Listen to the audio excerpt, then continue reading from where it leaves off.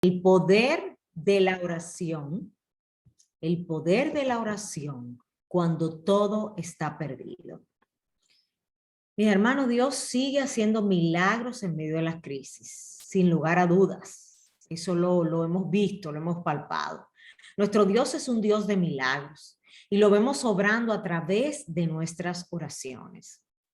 En la noche de hoy les hablaré la historia de lo que pudiera estar sucediéndonos, quizá algunos de nosotros en este tiempo de crisis, este tiempo de pandemia, este tiempo donde hay muchas cosas que se han escaseado, este tiempo donde vamos a los médicos y todo está lleno, donde vamos a un supermercado y muchas veces no encontramos las marcas de las cosas que nosotros queremos. Sin embargo, Dios nos ha prometido sustentarnos por cualquier medio. Vemos negocios que han cerrado, vemos personas que no tienen empleo en este tiempo, pero Dios sigue trayendo la provisión para sus hijos. En este tiempo del cual les voy a hablar, Dios usó grandemente a un hombre llamado Elías. Elías fue llamado un hombre sujeto a pasiones, según Santiago 5:17. Y pasión puede ser la ira, el miedo, el odio, la envidia y las cosas semejantes a las cuales suelen acompañar el dolor o el placer.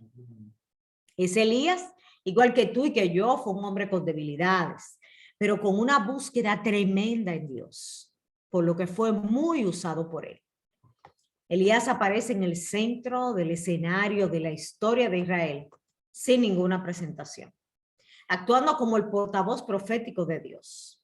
Elías anuncia al malvado Acab que Israel no tendría más lluvia, excepto por la palabra del profeta. Entonces Elías abandona a Israel por 3 años. Primero el Señor lo dirige al este, luego al norte, a la ciudad de Sarepta, y en cada lugar Dios provee sus necesidades. Y así fue que el Señor lo envió a la casa de la viuda. Si nos vamos a Primera de Reyes 17, del 8 al 16, te voy a hacer un pequeño recuento de esto. Vemos que durante la sequía, Jehová le dijo a Elías, ve a Sarepta, allí hay una viuda que te dará comida. En las puertas de la ciudad, Elías vio a una viuda pobre recogiendo leña y le pidió un vaso de agua. Cuando ella fue a buscárselo, Elías le dijo, por favor, dame también un pedazo de pan. Pero la viuda le contestó, no tengo pan, no te puedo dar nada. Solo tengo harina y aceite para preparar algo de comer para mi hijo y para mí. Elías le dijo, Jehová ha prometido que si tú me haces un pan pequeño, tendrás aceite y harina mientras dure la sequía. A lo que tú tienes, dáselo al hombre de Dios, que Dios ha traído a tu casa para que sea de bendición. Y esta mujer creyó en la palabra que Dios había puesto en los labios de Elías. Así que la viuda se fue a su casa y le hizo pan al profeta de Jehová. La viuda y su hijo tuvieron comida todo el tiempo que duró la sequía, como Jehová le había prometido. Su jarro de harina y su jarro de aceite nunca se quedaron vacíos. Más adelante, en el versículo 17, vemos una situación que desafiaría la fe de cualquier persona. En esta ocasión, de Elías y de la viuda. Y de eso es que vamos a estar hablando en el día de hoy. Vamos a Primera de Reyes 17, del 17 al 24. Abra su Biblia, su celular, márquelo allí, porque vamos a estar repasando profundamente este pasaje que va a ministrar nuestra vida hoy. Dice así la palabra de Dios en el versículo 17. Recuerda que estamos en Primera de Reyes 17, del 17 al 24. Después de estas cosas, aconteció que cayó enfermo el hijo del ama de la casa. Y la enfermedad fue tan grave que no quedó en él aliento. Y ella dijo a Elías, ¿qué tengo yo contigo, varón de Dios? ¿Has venido a mí para traer a memoria mis iniquidades y para hacer morir a mi hijo? Él le dijo, dame acá tu hijo. Entonces él lo tomó de su regazo y lo llevó al aposento donde él estaba y lo puso sobre su cama. Y clamando a Jehová dijo, Jehová Dios mío, aún la viuda en cuya casa estoy hospedado, has afligido, haciéndole morir a su hijo. Y se tendió sobre el niño 3 veces Y clamó a Jehová y dijo, Jehová Dios mío, te ruego que hagas volver el alma de este niño a él. Y Jehová oyó la voz de Elías, y el alma del niño volvió a él y revivió. Tomando luego Elías al niño, lo trajo del aposento a la casa y lo dio a su madre y le dijo, Elías, mira, tu hijo vive. Entonces la mujer dijo a Elías, ahora conozco que tú eres varón de Dios y que la palabra de Jehová es verdad en tu boca. Gracias, Padre, te adoramos y te bendecimos. Ministra y habla tú lo que tú quieres tratar en el día de hoy, conmigo y con cada uno de nosotros, Padre, en el nombre de Jesús. Imagínese usted la siguiente escena. Un niño corría por las polvorientas calles del pueblo de Sarepta. Subía por la escalera que estaba fuera de la casa para tratar de ver qué era lo que estaba haciendo el visitante. Y su madre, me imagino que muchas veces le decía, mira muchacho, no subas la escalera, no molestes a este hombre de Dios o a este varón de Dios. Pero aquella mañana, el cielo gris, el niño ya no corría como antes. La enfermedad fue breve y el desenlace llegó casi por sorpresa.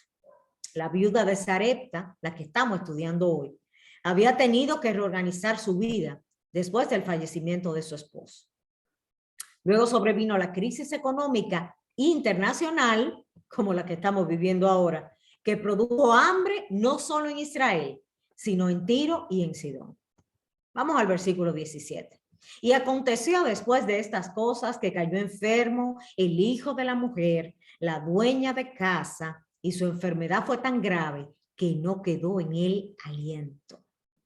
Parecería que lo que provoca la muerte del niño es algo que tiene que ver con la respiración o con los pulmones, porque dice que el niño se quedó sin aliento. No sabemos si tuvo una neumonía o si su estado de debilidad fue muy fuerte, que afectó tanto al sistema respiratorio, pues el niño se quedó sin aliento. En el siguiente versículo, el 18, la mujer derrama su corazón y dice, ¿qué tengo yo contigo, hombre de Dios? ¿Has venido a mí para traer a memoria mis iniquidades y hacer morir a mi hijo? Vemos en esta madre la reacción natural de un ser humano ante una tragedia de tal magnitud. Sin embargo, esta mujer reconoce la santidad que ve en el profeta, reconoce quién era él, reconoce y dice, hombre de Dios, lo llama por su nombre, varón de Dios. Ella cree que la tragedia de su hijo se obedece a causas referidas a su propio pasado. Probablemente quizá en su juventud habría participado de cultos a ídolos. Recuerden que el profeta de Dios ha estado predicando públicamente el juicio de Dios en forma de sequía a causa del pecado de la idolatría que tenía ese pueblo. Y sabemos que el rey Acab lo consideraba su enemigo, Elías, por eso. Antes del capítulo 17, Elías ha tenido una actuación nacional denunciando el pecado de Acab y de Israel. Antes de que se encontrara con el profeta, esta mujer vivía una vida normal. No se consideraba mejor ni peor que los demás que estaban a su alrededor. Bien es cierto que vivía en la zona donde reinaba el padre de esa mujer que conocemos como Jezabel.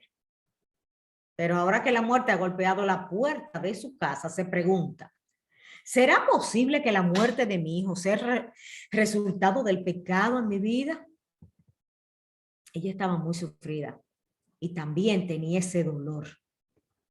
Y ella, al compartir sus pocas pertenencias que tenía, recuerden, con el profeta, la mujer había demostrado que tenía temor reverencial de Dios. Esa fue la razón por la cual el Señor le mandó al mismo profeta Elías. Pudo haberlo mandado a otro lado. Había mucha gente con dinero y con provisión en ese lugar, pero el Señor lo mandó donde la viuda, porque la viuda necesitaba conocer quién era Jehová de los ejércitos. Pero ahora tiene delante de su presencia este hombre tan santo, se da cuenta de que ella no es tan justa como ella creía. Y ella entonces le pregunta al profeta, ¿qué tú tienes contra mí? ¿Qué es lo que yo te he hecho para que me pase esto que parece ser un castigo de Dios? ¿Cuántas veces, no sé, tú te has preguntado eso? ¿Qué yo he hecho? ¿Qué ha hecho mi familia? ¿Por qué esta enfermedad? ¿Por qué esta escasez? Y viene el enemigo, aprovecha y te da golpes. y te sientes contra la espada y la pared, sientes un dolor porque te echas todo el castigo arriba. Evidentemente, su concepción de Dios no era del todo correcta. Palabras que podríamos haber dicho en situaciones como esta, quizá tú y yo. Estaba acostumbrada ella a hacer actos paganos, donde se castigaban cruelmente a sus adoradores si estos no hacían lo que querían. Pero nuestro Dios, recuerden que no es así.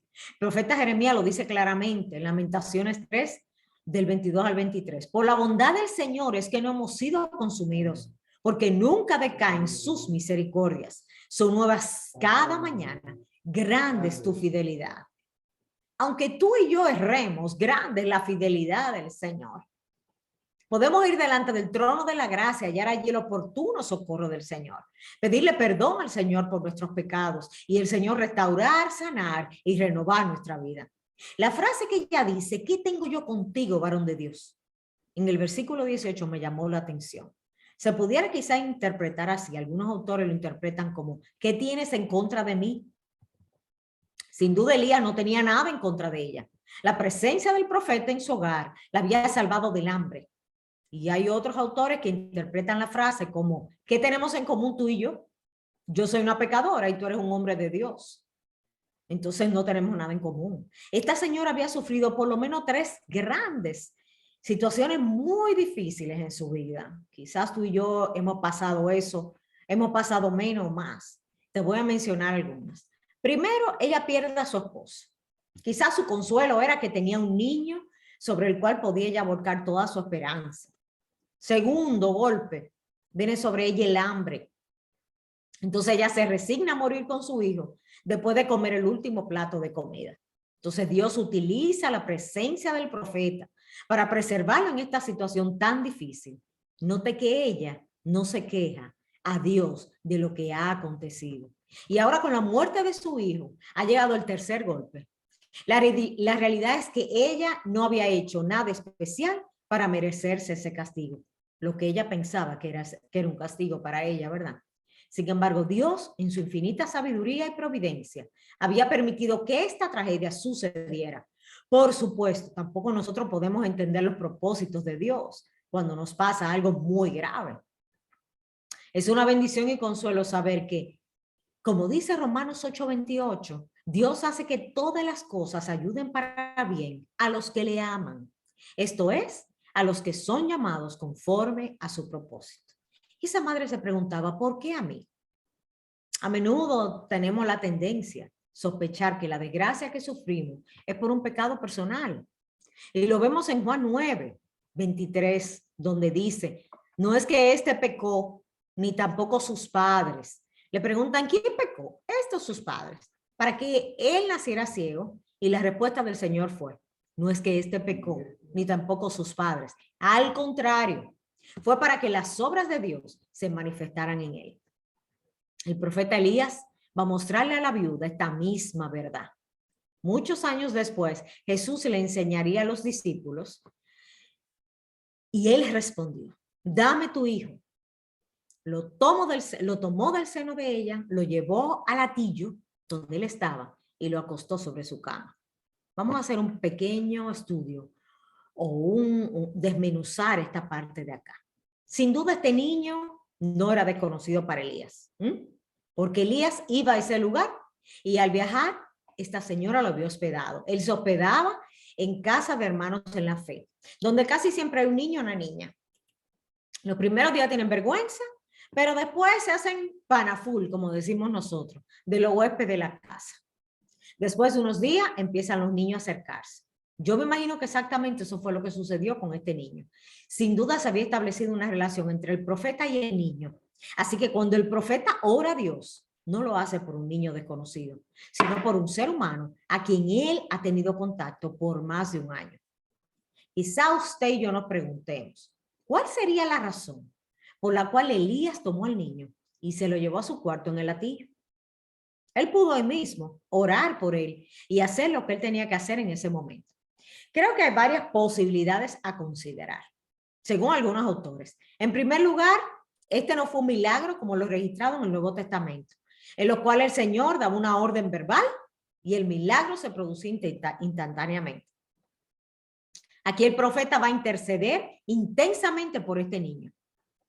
Él va a estirar todo su cuerpo sobre el niño de la misma manera que luego lo hará Eliseo más adelante, cuando lo estudiemos en otra lección. Quizás para la madre era muy difícil entender lo que el varón de Dios estaba haciendo. Cuando el Señor Jesucristo resucitó la hija de Jairo, no permitió que entraran en la habitación. ¿Ustedes recuerdan que hace un tiempo el pastor predicó de eso? Solamente el padre, la madre y 3 discípulos escogidos: Juan, Pedro y Jacobo.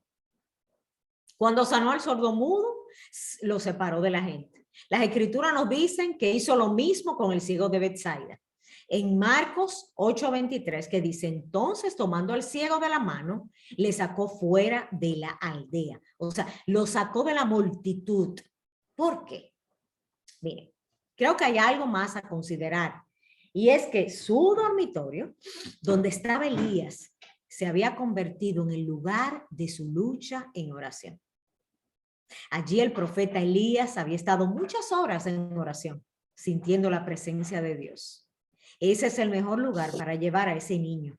Si la batalla espiritual ha de ser peleada, ese es el mejor territorio para ganarla. Las grandes batallas se libran en la privacidad, en tu habitación, en tu lugar tuyo, en tu lugar sagrado. Ella ignora lo que el profeta tiene en mente. ¿Se imagina usted que hubiera sucedido si el profeta hubiera regresado con el niño muerto y se lo hubiera devuelto a esa madre en esa condición? Creo que tampoco Elías sabe bien lo que él va a hacer. Él toma al niño en sus brazos y hace lo único que él sabe hacer en estas circunstancias: ora al Señor. Ora al Señor. El texto nos enseña en Primera de Reyes 17:19 que él lo acostó sobre su cama. En aquellos tiempos, muchas casas tenían una especie de altillo, un cuarto sobre el techo, separado de la casa. Las personas construían para recibir hombres de Dios, estaban en una escalera exterior donde ahí los recibían y ahí tomaban tiempo de oración. Qué gran privilegio, mis hermanos, cuando nosotros en nuestros hogares recibimos a esas personas y podemos nosotros darle de eso que el Señor nos ha dado y sustentar a esos hombres y esas mujeres de Dios. Entonces, esas habitaciones no tenían comunicación interna con la casa. O sea, nadie podía desconfiar de la conducta moral de Elías ni de esta viuda. Leamos ahora el versículo 20. Dice: entonces, clamando al Señor, dijo: oh Señor Dios mío, aún la viuda en aquella casa estoy hospedado, has afligido, haciendo morir a su hijo. O sea, le pregunta al Señor. Noten que esto no es una simple oración. Esta oración es con energía. El profeta está clamando a Dios desde lo más profundo de su corazón, diciéndole: Señor, mira cómo esta mujer me ha hospedado por tanto tiempo. Y tú permites ahora que este niño muera a una mujer conocerte a ti. Fíjense que primero él reconoce el señorío y la autoridad de Dios. Sin embargo, luego parecería que le reprocha a Dios por la muerte del niño. Digo parecería, porque el profeta Elías es un hombre muy temeroso de Dios. Es un hombre de oración que tiene un conocimiento de Dios muy especial y muy íntimo. Podía orar a Dios de una manera que puede parecernos casi irrespetuosa, pero que en verdad no lo era. Y si nos vamos al Antiguo Testamento, por ejemplo, cuando Abraham intercede por Sodoma, le dice al Señor: no se enoje mi Señor si hablo solo una vez, quizás se encuentren allí 10. Le dice en forma enérgica en Génesis 18:32. Sobre la base que había en este tiempo de esta costumbre, Elías le pregunta al Señor: aún a la viuda en cuya casa estoy hospedado has afligido, haciendo morir a su hijo. O sea, cuestionando a Dios.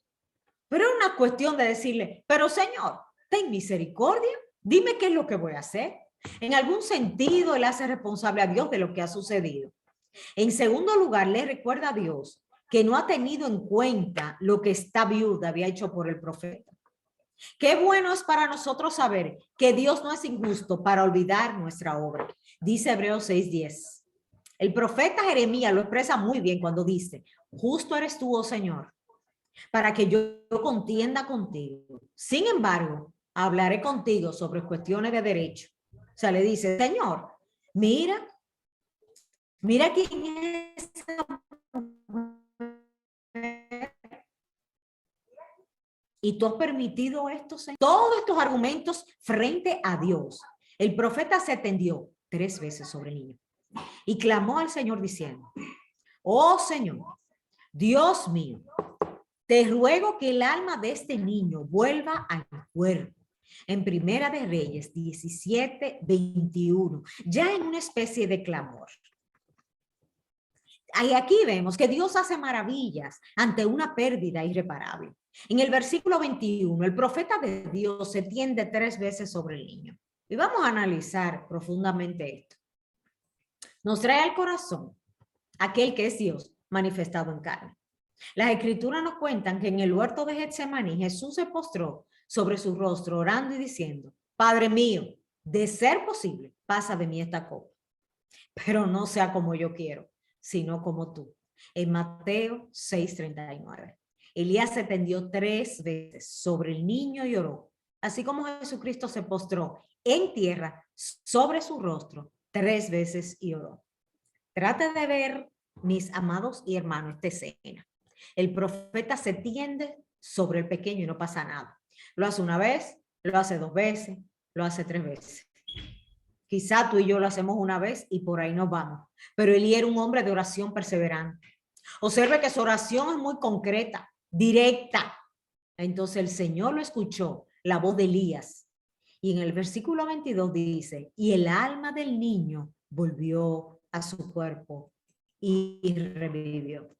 Es un consuelo saber, el Señor en su compasión nos escucha. Como ahorita decíamos en Hebreos 4:16, acerquémonos pues con confianza al trono de la gracia para que alcancemos misericordia y hallemos gracia para el oportuno socorro. El Señor está pendiente a tu clamor y está pendiente a mi clamor sobre mi casa, sobre mis hijos, sobre mi finanza, sobre el país, sobre el clamor que hemos levantado hoy en día. Y el versículo 23 nos dice, tomando luego Elías al niño, lo trajo al aposento de la casa, lo dio a su madre y le dijo Elías, mira, tu hijo vive. O sea, mira, aquí está tu hijo.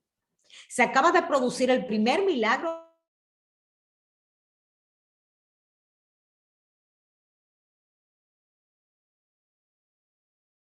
mientras las lágrimas cubren su semblante. De pronto una voz fuerte interrumpe y le dice, mira, tu hijo vive. Ay, santo, aleluya. El relato de Primera de Reyes concluye diciendo, entonces la mujer dijo a Elías, ahora reconozco que tú eres un hombre de Dios y que la palabra del Señor es verdad en tu boca. En el versículo 24. Y al leer esto parecería el hecho de que durante más de un año ella y su hijo habían sido alimentados milagrosamente, pero esto no había sido suficiente para convencerla de que Elías era un hombre de Dios y que el Señor utilizaba a Elías. ¿Se fijan cómo somos nosotros los seres humanos? Y así nos pasa a nosotros. Sin embargo, ella necesitaba ver un milagro así. Por el milagro de la harina, del aceite. Ella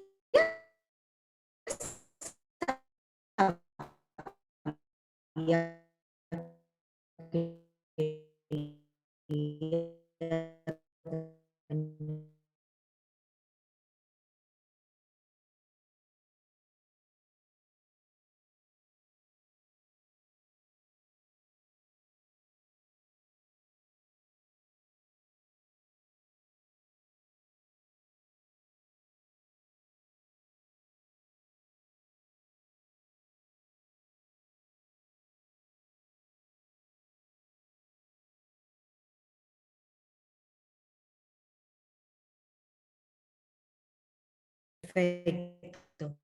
Gloria a Dios, qué bueno. Ya nuevamente estamos aquí con el que podemos dar a esta historia. La oscuridad está el Señor y en medio de la oscuridad Dios hace cosas grandes. Primero la viuda aprende que el profeta tiene una relación extraordinaria con el Dios de Israel y que ese Dios, a diferencia de los que ella conoció en su paganismo, puede hacer maravilla cuando oramos a Él. Va a instruirse al mismo profeta Elías en cuanto a que el Señor tiene un propósito en nuestras pruebas. Al final no va a llegar, que la prueba está bastante difícil, que ya tú no puedes más, que ya la situación está hasta el cuello. El Señor va a hacer algo grande. Cuando tú vas al trono de la gracia, como dice en el libro de Hebreos, y Él es tu oportuno socorro. Punto número 3. Ese niño va a aprender mucho cuando crezca y se le explique con detalles lo que sucedió. Usted y yo aprendimos que el Señor Jesús es aquel que vino para destruir por medio de la muerte, el que tenía el dominio de la muerte, según el libro de Hebreos 2:14. Un día el profeta sigue su camino, se despide de la viuda y de su hijo, y allí queda una pequeña familia que ha experimentado la verdad de que Dios es el padre de los huérfanos y el defensor de las viudas. La tormenta fue tremenda, pero el arco iris fue mucho más hermoso. Dijo un autor anónimo. La tormenta fue tremenda, pero el arco iris fue mucho más hermoso. En medio de la tormenta, pongamos nuestra fe solo en Jesús. Él tiene la autoridad y el poder por encima de todas circunstancias. Y recuerdan que cuando crees que todo está perdido, en la oración está la victoria. Por eso el tema de hoy es el poder de la oración cuando todo está perdido. Cuando todo está perdido, el profeta Elías fue allá a su lugar de oración, oró, buscó dirección de Dios y recibió ese gran milagro de lo que es un hombre o una mujer de Dios, estar en la presencia de Dios, clamar a Dios y ver los resultados de la oración. No nos perdamos ese gran privilegio. ¿Cómo podemos nosotros mantenernos de pie en medio de esta crisis? ¿Cómo podemos nosotros ver los milagros de Dios latentes en nuestra vida? Mediante la palabra y mediante la oración. No te desesperes si tú ves que todo se está tornando gris. Si tú ves que es de noche y que está muy oscuro, recuerda que la luz va a salir. Va a llegar un momento en que el amanecer va a llegar. No todo está perdido. No todo está perdido. Cuando un hombre, cuando una mujer de Dios decide confiar en su Cristo, en Jehová de los ejércitos, Él viene a nuestro pronto auxilio. No sé lo que tú estás pasando en este día. Yo sí sé las situaciones por las cuales yo estoy pasando. Y algunos de ustedes también. Y oramos por esas situaciones. Pero el Dios de la gloria y el Dios de poder es el que escucha tu clamor. Es el que escucha tu ruego. Abba, Padre, dile, papito, Señor Jesús, aquí estoy yo. Aquí está esta situación tan difícil que yo estoy viviendo, Señor. Necesito de ti, Señor. Necesito de ti, Señor. Padre, en el nombre de Jesús, nuestra vida está en tus manos, Señor. Bendito Dios. Mira aquellos que están afectados en esta hora, Señor. Afectados de COVID, afectados de neumonía, Señor. La hija de Miguel, Padre, que estamos clamando por esta familia, Señor. Y lo que estamos clamando que no han llegado, COVID, neumonía, aquellos que tienen situación, clamen al Señor. Y pongan a las personas que están allí en medio de la enfermedad a clamar, a creer, a depender. Y los nerviosismos se van a ir, porque el enemigo ahí aprovecha para ministrar la vida de aquel que está afligido. Bendito Dios, Padre, para infundir temor. Clamemos al Padre. Vamos a clamar en esta hora al Padre de misericordia para que abra nuestros oídos espirituales, para que podamos oír la voz de Dios, porque el Señor va a hacer un milagro hoy. El Señor va a hacer un milagro de restauración hoy. En el nombre de Jesús. Padre, gracias. Gracias, Señor. Te adoramos y te bendecimos en esta hora, Señor Jesús. Gracias, Padre. Gracias, Señor.